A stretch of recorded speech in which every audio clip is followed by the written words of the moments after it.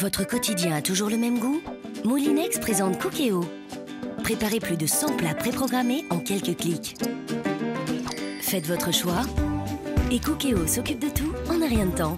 Avec Cookéo, le premier multicuiseur intelligent de Moulinex, rien de plus facile pour changer votre quotidien.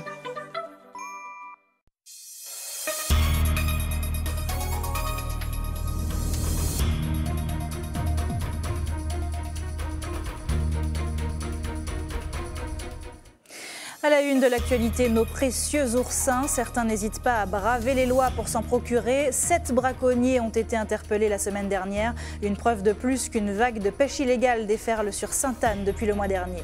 C'est un jeu de spiritisme qui fait le buzz sur Internet. Le Charlie Challenge a déjà embarqué de nombreux jeunes. L'idée, poser des questions à un esprit malfaisant, de quoi traumatiser bon nombre de jeunes joueurs. La saison cyclonique a démarré. Météo France l'annonce calme, mais nous ne sommes pas à l'abri d'une tempête. Il est donc temps de préparer denrées non périssables et lampes torches. Enfin, l'esprit des vacances s'empare peu à peu des étudiants et des travailleurs. À mesure que juillet approche, les voyages et autres balades se préparent. Nous verrons quelles destinations ont le vent en poupe en Martinique et au-delà de nos côtes. Bonsoir à tous, très heureuse de vous accompagner pour cette heure d'information. On démarre tout de suite avec ces braconniers qui n'ont pas froid aux yeux. Le week-end dernier, 7 d'entre eux ont été pris en flagrant délit de pêche d'oursins dans le cantonnement de Sainte-Anne. Au total, les services de l'État ont détruit 14 kilos de chadrons et rejeté à la mer 200 oursins blancs et 2 langoustes. Un butin qui montre la reprise des actes de braconnage dans les eaux littorales depuis le mois dernier. Louis Sabas. Dans ces seaux, 14 kg de gonades d'oursins blancs issus du braconnage. Une pêche illégale qui nuit aux professionnels de la mer. Mais si certains marins-pêcheurs ne semblent pas condamner ces actes, ils regrettent que les quantités prélevées soient si importantes. Un braconnier, bon, il y a des bricoles, c'est pas un cas de défoncer, il y a des bricoles. Dans les affaires, il prend trop. Il peut prendre 2 kg de chardon et des bricoles. C'est ça qui est dommage là. Il prend une quantité puis il fait plus qu'ils sont professionnels là. Alors c'est ça qui est parti bien, c'est pour ça qu'il a poussé chez eux. Les premières alertes au braconnage sont parvenues aux autorités le mois dernier, bien plus tôt que les années précédentes. Avec une constatation en plus, une certaine organisation de la filière. Si le braconnage, il a toujours été pratiqué en Martinique, on constate quand même une intensification et une généralisation du braconnage dans certains secteurs, avec ce qu'on pourrait appeler une sorte de braconnage professionnel, avec des vraies filières organisées, puisque ce produit à forte valeur ajoutée, on le retrouve bien quelque part et on le retrouve parfois dans certains restaurants. Chez les restaurateurs, difficile de parler ouvertement de produits issus de la pêche illégale. Hors caméra, certains professionnels avoueront connaître et se faire démarcher par des braconniers, mais assurent aussi ne posséder aucun chadron hors saison. Une version corroborée par des pêcheurs conscients des désagréments s'ils sont pris sur le fait, même si le kilo de gonade vaut de 60 à 80 euros. Non, ça pas un tabac les pêcheurs puis violer la loi, puisque il y a pas de moteur là, il y a pénalisé et puis il y a plus qu'il l'argent là, qu'ils ont doué à payer. Alors donc il y a une saison ouverte. C'est que la législation est claire en ce domaine. Pêcher illégalement le chadron, le transformer et le commercialiser dans les restaurants est une infraction. Les contrevenants peuvent voir leur matériel saisi, écoper d'une amende administrative et de poursuites pénales assorties d'une amende allant jusqu'à 22 500 euros. Et au chapitre judiciaire, le tribunal de commerce de Fort-de-France s'occupait du cas du garage Bulliard cet après-midi. 3 repreneurs potentiels ont été reçus, ainsi que les représentants du personnel. Pour l'heure, aucune décision n'a été prise. Le délibéré sera rendu le 23 juin. Depuis septembre dernier, le garage est placé en redressement judiciaire. Et pour la trentaine de salariés, l'existence des repreneurs est une très bonne nouvelle. Loïc Régis. C'était presque l'heure de la dernière chance pour le garage Bulliard. Les 3 repreneurs qui s'étaient manifestés en février dernier, alors que le tribunal autorisait la cession, étaient à nouveau présents à l'audience cet après-midi. Si aucun verdict n'a été prononcé, la situation semble beaucoup plus favorable aujourd'hui. Les 3 offres de reprise ont été validées par la présidente du tribunal de commerce. Et sur le plan social, elles répondent parfaitement aux exigences des représentants du personnel. Sauver les 30 emplois de la structure et apporter des garanties financières, les délégués du personnel ont de nouveau exprimé leurs doléances. En chambre du conseil, ils ont pu rencontrer à tour de rôle chacun des potentiels repreneurs. Là, il y a eu beaucoup de tensions. Vous savez que c'est le dernier jour. Et là, ils ont fait les repreneurs entrer l'un après l'autre pour entendre leur avis. Et qu'est-ce qui peut faire la différence selon vous? Alors, je pense que le côté financier et aussi la vie des salariés aussi. Je pense que les 30 personnes, c'est une meilleure chose pour nous. Les 3 candidats, Philippe Copette, Steve Logolta et Guy-André Sainte-Rose, sont tous des garagistes. Avant de venir ici, nous avons discuté, nous avons fait un choix et on a fait remonter au tribunal. Est-ce qu'on peut savoir c'est qui ce fameux choix? Alors là, vous allez savoir ça dans une dizaine de jours. Le nom du repreneur devrait être connu lors du délibéré le 23 juin. Autre dossier très attendu aujourd'hui, celui des hôtels Caribéa, toujours en redressement judiciaire.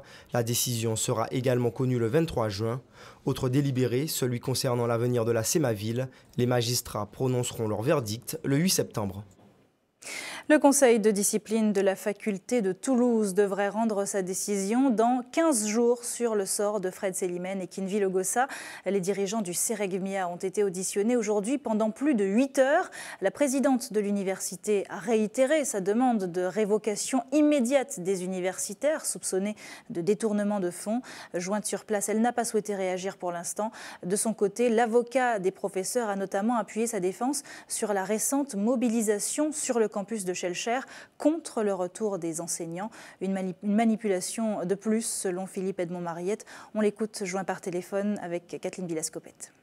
J'ai eu la chance de pouvoir faire passer une vidéo qui a été constituée avec mon informaticien et dans laquelle j'ai repris l'ensemble des éléments constitutifs de la crise, les différentes couvertures médiatiques qu'il y avait eu, y compris les événements du 26 mai 2015, quand un groupe de gens très proches de la présidente ont organisé des conditions pour interdire le retour de mes clients à l'université et la contraindre à ce moment-là à prendre un arrêté à nouveau d'interdiction de campus, alors que pratiquement j'ai le sentiment que ça a été créé exprès pour justement provoquer des désordres et des troubles pour interdire le retour de Fred Selimène et de Kinvi Ogossa à l'université.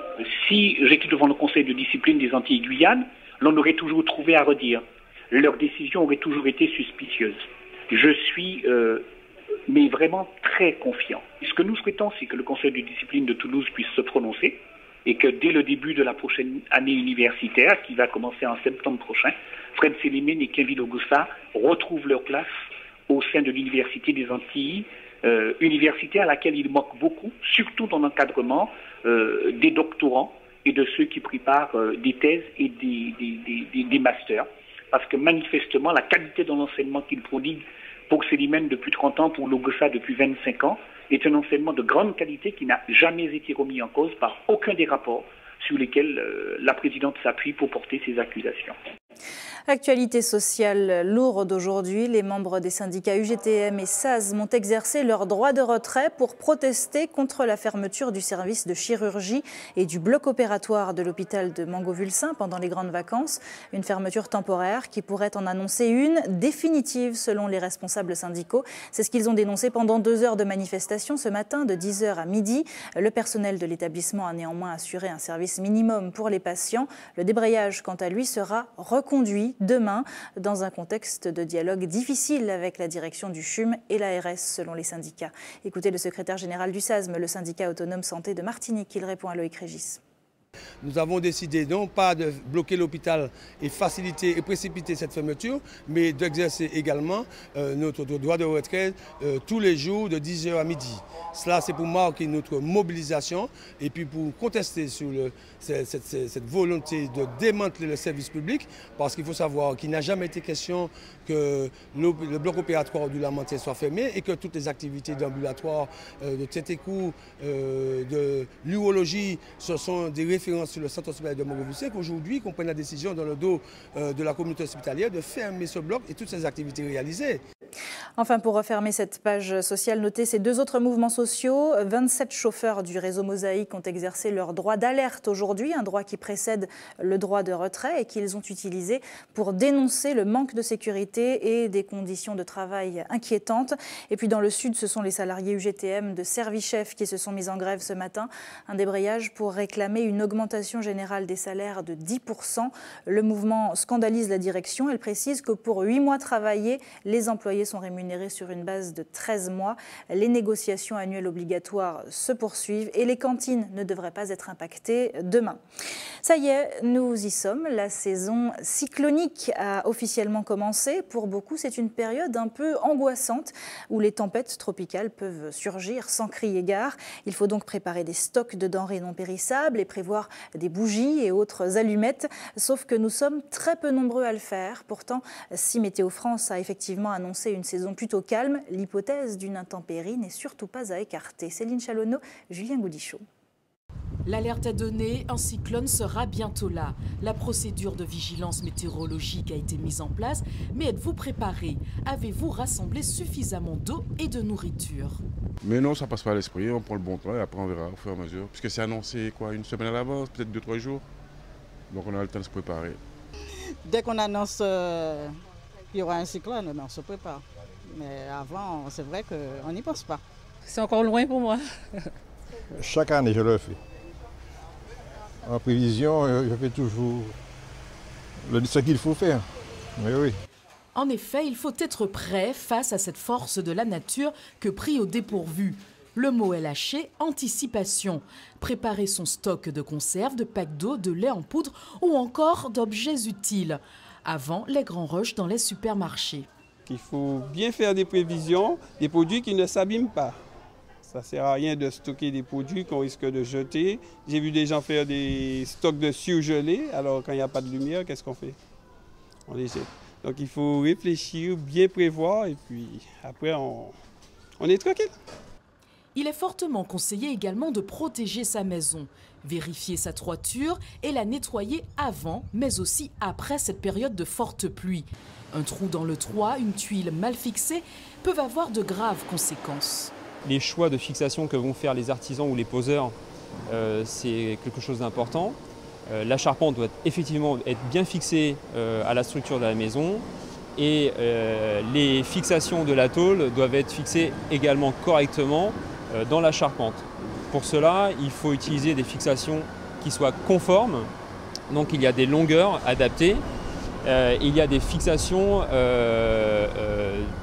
comment dirais-je, spécifiques en fonction du support sur lequel vous allez vous fixer. La saison cyclonique 2015 a débuté. Le premier phénomène prénommé Anna a été observé fin mai au large des côtes américaines. Météo France Martinique prévoit une activité cyclonique faible. Cela n'écarte pas un risque d'ouragan majeur. Et pour vous donner un exemple, l'année dernière était une année qui avait été annoncée une année de faible activité et qui a été effectivement de faible activité. Il n'y a eu que 9 phénomènes. Seulement, il y a quand même par exemple l'ouragan Gonzalo qui est passé en octobre sur les îles du Nord.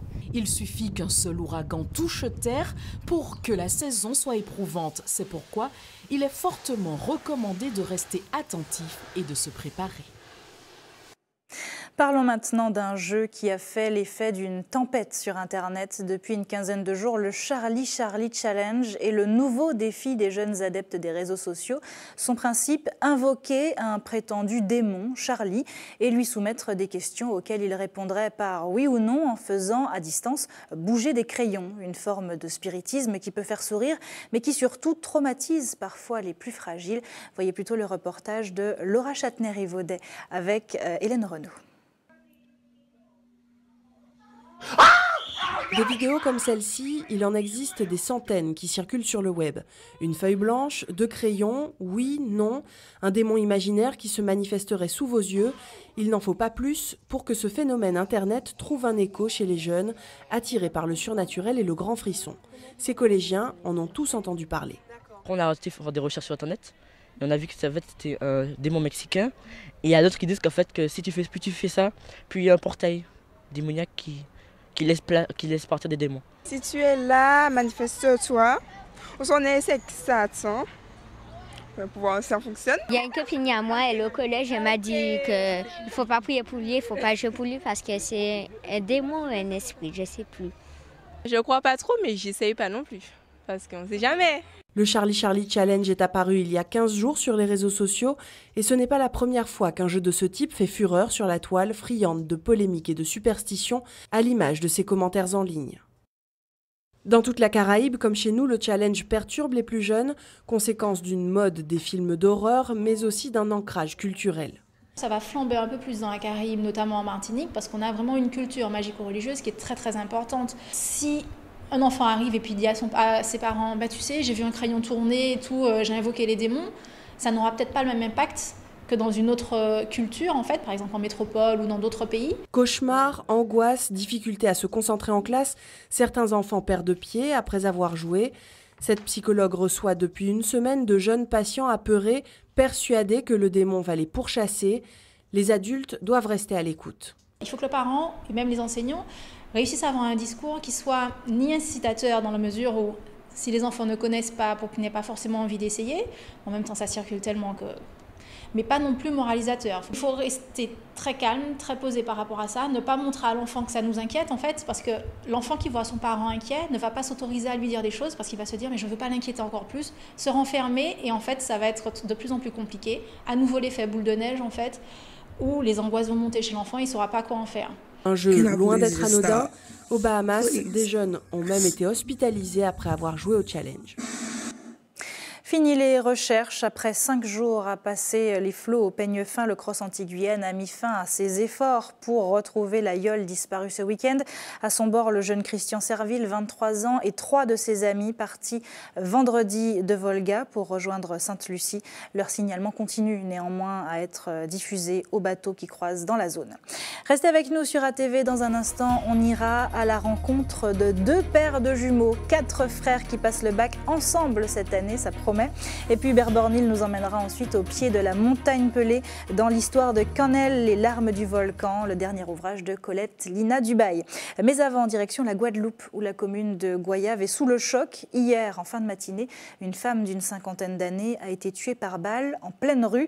L'auteur du coup de feu, son ex-compagnon, s'est ensuite donné la mort. Retour sur ce drame avec Linda Kayarsi. C'est ici, dans ce carrefour de la Rose à Goyave, qu'Alix Zig, un homme d'une 50aine d'années, commet l'irréparable. Il tire sur son ex-compagne, Roselyne Edmond. L'homme en embuscade et armé d'un fusil bloque le véhicule dans lequel se trouve la victime et son conducteur. Il l'assomme de le rejoindre dans sa voiture. Elle refuse. Le quinquagénaire fait alors feu avant de prendre la fuite. Le conducteur, qui accompagnait la victime, se rend immédiatement dans le centre de Goyave pour demander de l'aide. Médicalisée sur place, Roselyne Edmond ne survivra pas à ses blessures. À quelques kilomètres de là, le meurtrier présumé activement recherché est retrouvé à l'entrée de la plage de Sarcelles à Goyave. Le corps sans vie, il s'est donné la mort. Fin tragique pour un drame passionnel. Alix Zig, connu des services de police pour violence, n'aurait pas supporté que son ex-compagne le quitte. L'enquête a été confiée au parquet de Basse-Terre afin de reconstituer la chronologie qui a mené au passage à l'acte. Roselyne Edmond, âgée de 55 ans, était mère de 3 enfants. Et puisqu'on est en Guadeloupe, notez en bref que le maire de Capesterre-Belle-Eau, Joël Beaugendre, a une nouvelle fois été placé en garde à vue hier. Garde à vue prolongée ce matin dans les locaux de la brigade financière de Pointe-à-Pitre. 3 autres personnes ont été interpellées avec lui. Ils sont tous interrogés sur les conditions d'attribution de marchés publics. Comme la Martinique, la Guadeloupe vit une sécheresse insupportable à tel point qu'un système de coupure tournante a été mis en place. Il devrait permettre de mieux répartir l'eau et d'éviter que les zones défavorisées soient trop longtemps privées d'alimentation. Une opération solidaire à laquelle les usagers tentent de faire face. Mais ce n'est pas toujours évident, surtout pour les professionnels et notamment les agriculteurs. Linda Kayarsi. Hier encore, l'eau ne coulait pas dans les tuyaux de Flaubert. Ce matin, elle est de retour et il compte bien en profiter. Il y a beaucoup de nettoyage à faire. Lorsqu'il n'y a pas de l'eau pour faire la toilette et tout, pour aller au WC, machin comme ça, c'est pas intéressant. Et donc là, c'était le nettoyage de la petite chapelle? Oui, alors je me profite, mais j'ai déjà fini. Les tâches quotidiennes sont devenues un véritable parcours du combattant. Du coup, pour pallier au manque d'eau, citernes et bidons sont stockés dans la cour du retraité. Tous les jours, il n'y a pas de l'eau. Hein. On manque d'eau souvent. Et ça arrive la journée ou le soir? La journée, il n'y a pas d'eau. On envoie l'eau le soir. Pour le lendemain, dans un moment, il n'y a pas d'eau encore. Les riverains ne sont pas les seuls à subir et à s'adapter aux coupures d'eau tournantes. Les agriculteurs aussi. Michel a des jours bien précis pour arroser ses salades. Il y a de l'eau pratiquement 5 fois par semaine, ni le dimanche et le mercredi par année. Donc on a profité les jours qui n'y viennent cambonner à oser, à telle sorte que bon, qu'un sauvé plante à moi quoi. Difficile dans ces conditions pour l'agriculteur d'obtenir une production de qualité, mais surtout de maintenir ses prix, car forcément en période de sécheresse, certains légumes se vendent plus cher que d'autres. Moi si ni prix qui augmente, mais bon, faut peut-être consommateur comprendre qu'il n'y a pas faute non. Moi personnellement, pas exagérer, hein, toujours rester à le même prix là, moi quand on prix, c'est fait on prix à l'année, parce qu'il y a une technique de vente et petit qu'on est là, peut-être coule ça, là il y a une bonne période, on a rattrapé et manger moins, ça en pète quoi. Des jours meilleurs avec l'arrêt peut-être des tours d'eau qui pour l'heure ont été renforcés, mais aussi le retour de la pluie qui ces derniers jours peine à chasser un soleil de plomb.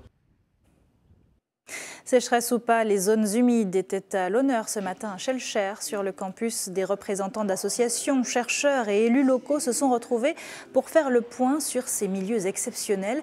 Des espaces comme les mangroves qu'il faut protéger à tout prix et qui sont très menacés.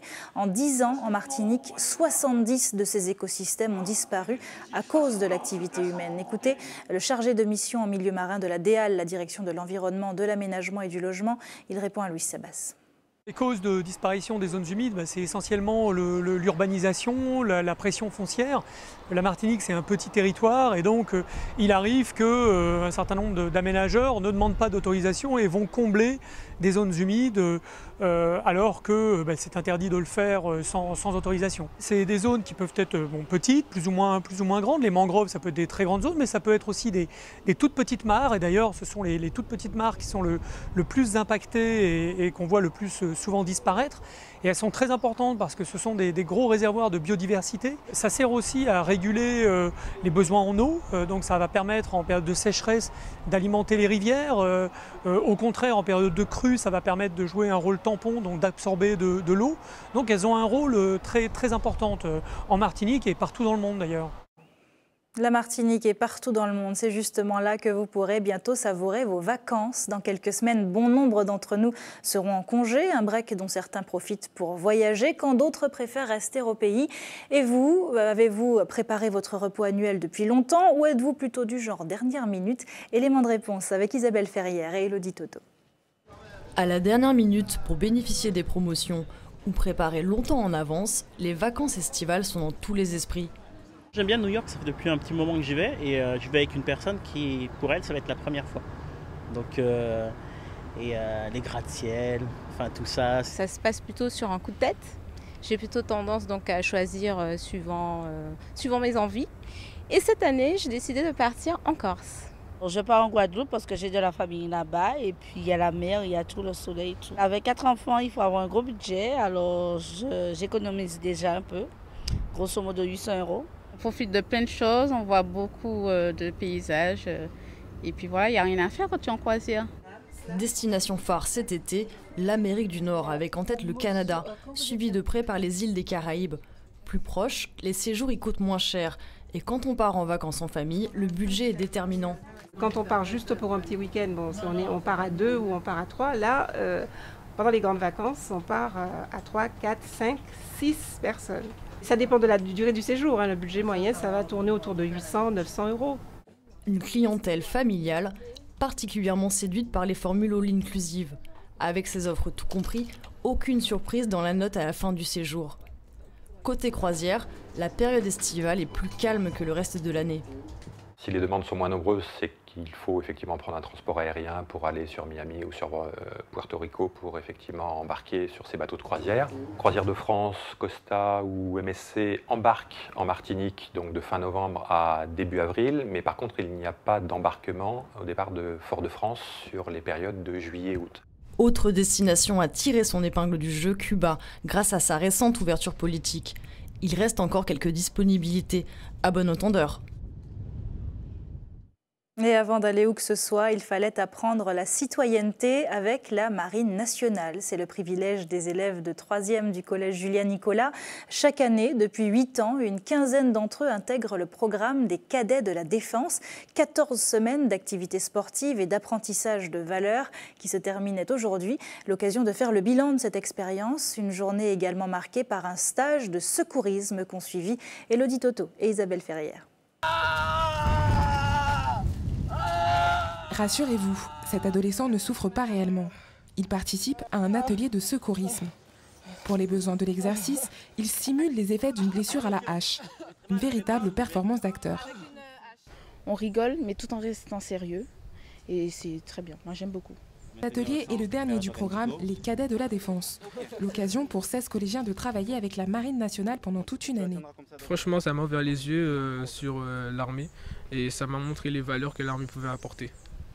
C'est-à-dire le courage, la patrie. Ah, moi j'adore ça. Parce qu'ils sont toujours intéressés, ils posent des questions et puis ils ont envie de s'amuser, enfin ils aiment en s'amusant quoi. C'est un peu comme ça que j'aime transmettre les informations. Engagés sur la base du volontariat, pendant l'année, ils ont pu faire de la boxe, de la voile, mais aussi participer à des ateliers de lutte incendie et de secourisme en mer. Le tout sans débourser le moindre centime. Une véritable opportunité pour ces élèves issus d'un collège sensible. Il y a des élèves qui sont en difficulté, on ne peut pas du tout le nier. Mais on essaie de faire en sorte, l'équipe pédagogique, de les amener à un niveau, je ne dirais pas d'excellence, mais à un niveau vraiment très correct. Donc c'est une excellente collaboration puisqu'on constate depuis plusieurs années, 8 ans de collaboration, que la plupart des cadets, on dira même tous les cadets, ont leur brevet. L'idée c'est simplement de leur donner des repères. Comme je vous ai dit, qu'ils apprennent autrement. Et ce qui nous intéresse, c'est que ça soit totalement dans la continuité des actions qu'ils font déjà au collège, puisque nous, notre objectif, c'est de pouvoir, comme le fait les armées depuis des siècles, c'est de favoriser leur insertion sociale. Et en quelques mois, le dispositif porte déjà ses fruits. Maintenant, je travaille en effet mieux à l'école. Donc, ma personnalité aussi, maintenant, j'ai plus de facilité à travailler en équipe et surtout à avoir confiance en moi. Je pense pas avoir progressé au niveau scolaire, mais plus dans la vie quotidienne. Une école de la vie en parallèle de l'enseignement traditionnel. Si vous êtes intéressé, les sélections pour l'année prochaine commencent demain. Et l'activité citoyenne, c'est aussi la politique. Ce soir, d'ailleurs, il y aura politique avec Kathleen Villas-Copette, Eddy Marajo et Mikey Rask qui reçoivent Miguel Laventure. Voilà ce qui vous attend. Vous êtes un passionné de la démocratie, vous êtes un irréductible de l'équité et pourtant vous avez avalé la couleuvre Yann Monplaisir. Comment vous avez fait? Je n'ai pas reçu le sentiment que Yann Monplaisir ressemble à une couleuvre. Je pense que ce propos est un propos malveillant. Non, pas du tout. C'est un propos assez classique en matière de rhétorique politique. Vous avalez des couleuvres régulièrement. En tout cas, celle-là, elle est grosse quand même, non? Je suis connu comme quelqu'un de très vertical.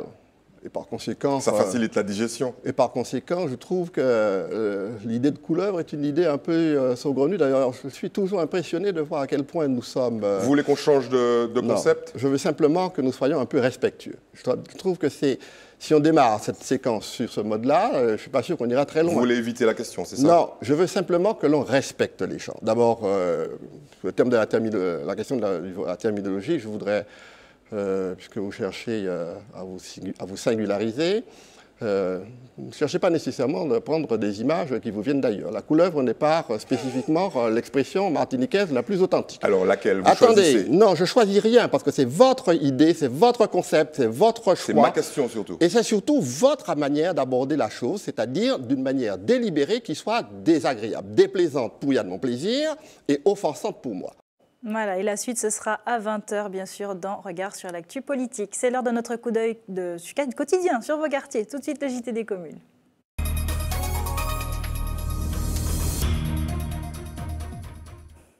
Le JT des communes qui commence à Schellcher, où le baccalauréat est parfois une affaire de famille. Nos journalistes sont partis ce soir à la rencontre de lycéens un peu particuliers, 2 paires de jumeaux dans une même fratrie. Cet examen, ils le passeront ensemble dès la semaine prochaine. Et en attendant, l'heure est aux révisions à 4. Hélène Renaud, Volana Razafi Manonsoa. Thomas, Mathieu, Marc, Jérémy. Dans la famille Saint-Prix, je demande non pas une, mais 2 paires de jumeaux. Des duos quatuors, parés pour le bac. Quels sont les pouvoirs des employeurs? Tu as le pouvoir de direction, le pouvoir nominatif réglementaire. Thomas et Mathieu ne révisent jamais seuls. Cette première paire de jumeaux passe le même bac, sciences et technologies du management et de la gestion. Au menu du jour, droit. Leur principal atout, travailler en double. Lui, je le connais déjà depuis la naissance. On est coordonnés, on comprend vite les choses, on explique à notre manière. On va pas se péter la tête, pas par 4 chemins. Réviser ensemble pour réussir ensemble. Si par exemple lui il a son bac et pas moi, ou bien moi je l'ai et pas lui, c'est pas concevable. Donc c'est tous les deux ensemble avec une mention. Les jumeaux, venez, on y va. Jérémy, Mathieu. Direction le lycée pour poursuivre le bachotage. Thomas et Mathieu y rejoignent Marc et Jérémy, les autres jumeaux de la fratrie. Mais comment 2 paires de jumeaux de 17 et 18 ans se retrouvent à passer le bac la même année? Leurs parents leur faisaient classe tous ensemble à la maison jusqu'à la 4e et tous n'avançaient pas au même rythme. Mathieu et Thomas, ils avaient une petite lacune quand même. Donc on a dit, plutôt que de les faire passer et de redoubler, on va quand même les mettre en même temps que les 2 autres. Même si aujourd'hui chaque frère est dans une classe différente, le quatuor ne rate pas une occasion de réviser ensemble les matières communes. C'est parti pour la philosophie, l'union fait la force. À cause de l'absence d'un professeur de philo, on a dû se mettre ensemble pour pouvoir faire quelque chose. On regarde un petit peu le programme et on lit des livres, on se documente. Les 4 font la paire, mais après le bac, Thomas et Mathieu partiront au Canada, Marc et Jérémy dans l'Hexagone. Chacun prendra son envol, mais toujours en duo. Et on leur souhaite bon courage pour ces examens qui vont commencer déjà la semaine prochaine pour les écrits. À Schœlcher, justement, attention aux coupures d'eau demain de 9h à 11h. Les quartiers Plateau Fofo Est, rue Sainte-Catherine, rue Raphaël Félicité et rue des Citronniers seront privés d'alimentation en raison de travaux d'amélioration du réseau. Attention également aux coupures d'électricité à Rivière-Pilote, quartier Desfarges et Borel et cité Encamé. Ce sera de 7h30 à 14h. Et puis, notez en bref, puisque nous parlons des infos pratiques, la mise en place d'un nouveau logiciel en vue de la collectivité unique qui va provoquer quelques chamboulements dans le traitement et l'élaboration des mandats de la région. Dès demain et jusqu'au mardi 16 juin, une plateforme d'accueil sera donc mise en place pour répondre aux besoins de la population. Vous pouvez la joindre au numéro qui devrait s'afficher sur votre écran, 2 numéros fixes, 59 64 49 et 59 63 58, ainsi que 2 portables, 37 88 56 et 92 40 49. Enfin, un œil comme tous les jours maintenant sur la carte de l'EFS. Le camion de l'établissement français du sang sera stationné sur le parking de la Galeria de 9h à 13h. Vous pouvez aussi vous rendre à la Maison du Don à la Ménard de 9h à 16h. On termine ce journal avec un livre qui se lit face à la montagne pelée, Canel, les larmes du volcan. C'est le dernier ouvrage de Colette Lina Dubail. Cette ancienne comédienne et danseuse d'origine belge, installée depuis longtemps en Martinique, est une passionnée d'écriture. Hubert Bornil et Michelet François sont allés à sa rencontre. La montagne pelée vue sous l'angle du quartier Monde-Capot, précisément à Plateau, c'est au Lorrain. Elle a certainement influencé Colette Lina Dubail qui sort cet ouvrage intitulé Canel, les larmes de volcan aux éditions Nestor. C'est une très belle histoire, une très belle fiction. Elle nous en parle. Je suis Colette Lina Dubail.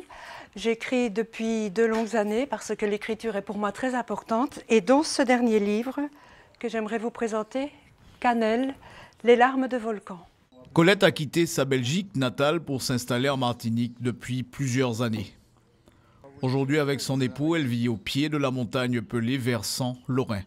Elle respire à plein poumon ces odeurs fruitées toujours présentes en ce lieu, se remémore ces instants magiques qui ont fait d'elle une maman. Et elle revoit son enfant comme si c'était hier. J'écris depuis que je sais tenir un crayon en fait. J'ai toujours beaucoup aimé inventer des histoires en tout genre, que ce soit dans l'écriture ou dans la danse, dans le théâtre également. Donc j'ai touché à tout. J'ai eu l'occasion d'avoir une carrière de danseuse classique, de comédienne. Mais en ce qui concerne l'écriture, eh bien, mes premières histoires, je les ai inventées à l'école. Ce livre, le dernier de sa collection, présente une histoire avec comme grand témoin le volcan de la montagne pelée, à la fois confident et complice d'une mère, Solade, et de sa fille, Canel. Solade se rappelle ses cris, ses moments de crainte, de ses joies mélangées, cette tranche de vie où elle est passée de l'enfance à la vie adulte, sans transition, comme une évidence. Docteur en lettres, la romancière n'en est pas à son premier essai. Depuis sa maladie, elle fonde tous ses espoirs dans la littérature et la philo qu'elle enseigne. J'ai reçu le premier prix de poésie, j'avais 16 ans lors de l'édition. Donc en fait, les poèmes ont été écrits vers l'âge de 15 ans. J'ai également écrit d'autres romans, restés dans les tiroirs, pas édités.